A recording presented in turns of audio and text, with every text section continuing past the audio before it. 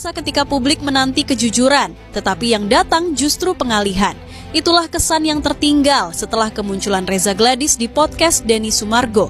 Momen yang semestinya menjadi ruang klarifikasi, perlahan berubah menjadi panggung drama, diisi dengan pernyataan-pernyataan membingungkan dan upaya setengah hati untuk mencari simpati.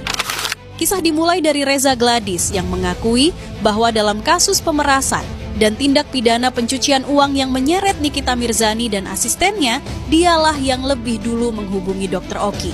Ini penting, karena fakta itu menempatkannya sebagai pihak yang memulai komunikasi, bukan sebagai korban yang diseret tanpa kendali. Tak ada yang menyuruh, tak ada yang menjebak. Bahkan ia mengakui adanya bukti chat dari Dr. Oki yang menyarankan untuk bersilaturahmi dengan Nikita Mirzani melalui asistennya. Yang menghubungi duluan Dr. O, kamu atau dia? Karena kita sering berkomunikasi, ya aku telepon, tapi nggak diangkat, ya udah. Berarti kamu yang duluan? Ki ini ditanya tujuannya untuk apa, aku juga bingung karena aku nggak ada masalah, nggak ada kepentingan. Terus Oki bilang aja mau silaturahmi. Lalu aku caps gitu, terus aku kirim, ambil pesan yang dari Oki, terus aku kirim ke Mael mau silaturahmi Mael. Masalah yang lebih serius datang dari produk yang ia pasarkan. Alih-alih mengakui bahwa barang tersebut tidak memiliki izin edar, Reza malah membingkai produknya sebagai treatment yang hanya dilakukan di klinik. Ini karena pasien itu diarahkan untuk datang ke klinik. Iya, tapi di sini kamu nunjukin sudah ada BPOM-nya untuk itu ya? Iya, betul. Dan ini aku jual di live itu, aku jual treatment juga. Jadi aku jual facial, jual treatment, misalkan ya seperti glowing booster cell, jual treatment botox. Lebih jauh, Reza berdalih bahwa selama ini tidak pernah ada keluhan dari konsumen. Ia juga menyatakan bahwa produknya sudah tidak dijual lagi. Bukan karena ada masalah, tetapi karena memang tidak ada keluhan yang masuk. Emangnya ada kendala dengan treatment ini? Maksudnya ada pasien yang komplain gitu? Tidak ada yang komplain. Namun faktanya berkata lain.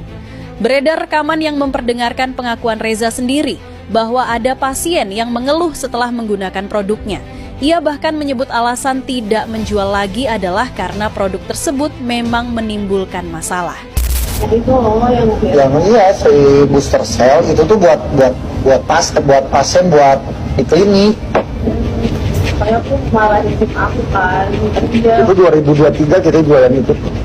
2023 sama awal tahun. Ternyata pasiennya datang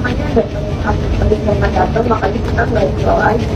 Pernyataan ini menunjukkan bahwa apa yang ia sampaikan di podcast tidak sepenuhnya mencerminkan kenyataan. Sebuah bentuk pengelakan yang justru memperkuat keraguan publik. Lebih ironis lagi, ketika semua bukti sudah mengarah pada penyimpangan, Reza tetap menolak disebut menipu. Seolah menjual produk tanpa izin dan menyebarkannya ke publik tanpa pengawasan medis adalah sesuatu yang bisa dibenarkan. Terus dibilang dokter penipu.